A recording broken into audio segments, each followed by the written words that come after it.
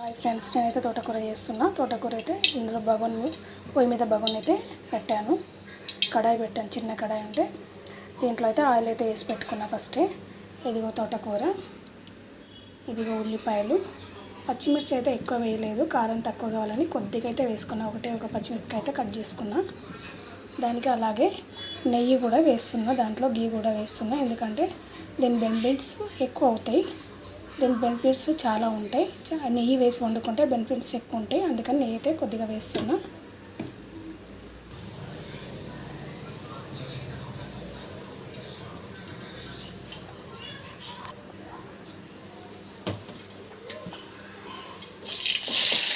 ఉల్లిపాయలు, పచ్చిమిరపకాయలు కట్ చేసి పెట్టుకున్నా కదా, అవి అయితే వేసేస్తున్నా.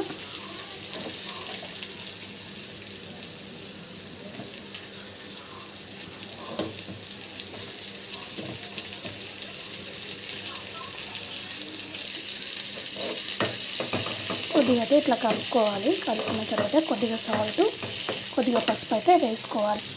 అలాగే కొద్దిగా కొత్తిమీర అయితే వేసుకొని కొద్దిగా పసుపు అయితే వేస్తున్నా. ఇందులోనే కొద్దిగా సాల్ట్ కూడా వేస్తున్నా, పింక్ సాల్ట్. ఇది కలర్ ఇలా ఉందని అనుకోకండి. అయితే కొద్దిగా మంచిగా కలుపుకోవాలి.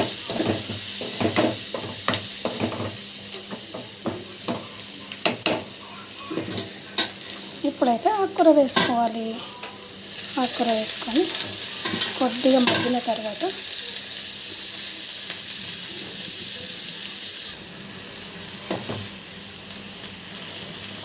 అయితే కలుపుకోవాలి. ఆకుకూర మంచిగా అయితే కలుపుకోవాలి.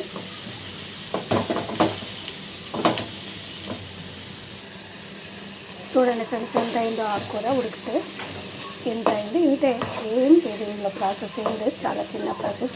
నేనైతే టమాటా వేయలేదు. మీకు కావాలంటే మీరు టమాటా వేసుకోవచ్చు, టమాటా వేసుకున్నా బాగానే ఉంటుంది. నేనైతే టమాటా వేయలేదు. ఇలా అయితే వండుకోండి. ఇలా వండుకుంటే హెల్త్ బెనిఫిట్స్. దీంట్లో నెయ్యి ఎందుకు వేసానంటే హెల్త్ బెనిఫిట్స్ వల్ల హెల్త్ చాలా, ఈ ఆకుకూరకి హెల్త్ బెనిఫిట్స్ ఎక్కువ వస్తాయంట. అందుకని అయితే ఇది నెయ్యి అయితే వేసాను. నెయ్యి వేస్తే మంచిదని అయితే యూట్యూబ్లో నేను సెర్చ్ చేసినప్పుడు చూశాను. అందుకని అయితే నెయ్యి కూడా వేసాను. ఇందులో ఒక స్పూన్ ఆయిల్ కూడా చాలా తక్కువ వేసాను. ఆయిల్స్గా తినాలనేసి ఆయిల్ కూడా చాలా తక్కువ వేసాను, ఎక్కువ అయితే వేయలేదు. చూడండి ఫ్రెండ్స్, బాగుందా లేదా కర్రీ? చూడడానికి ఎలా ఉంది చెప్పండి. కలర్ఫుల్గా ఉంది కదా. టమాటా వేస్తే ఇంకా టేస్ట్గా ఉంటుంది, కానీ మేము టమాటా వద్దనుకొని స్కిప్ చేసినాం. మీకు కావాలంటే మీరు టమాటా వేసుకోండి.